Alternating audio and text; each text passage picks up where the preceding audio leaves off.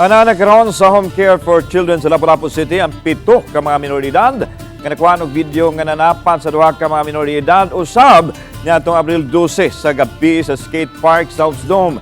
Matod sa social worker nga nagatiman kanila, Boyna Caldo, nga pabus sa duha ka buwan nga center-based intervention ang nasoy mga minoridad sama sa counseling.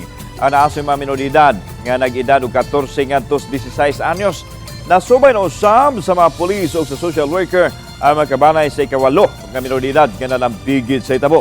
Isaan sila kung malocate na ang mga minoridad, ila kining i-turn over ngadto sa CSWD.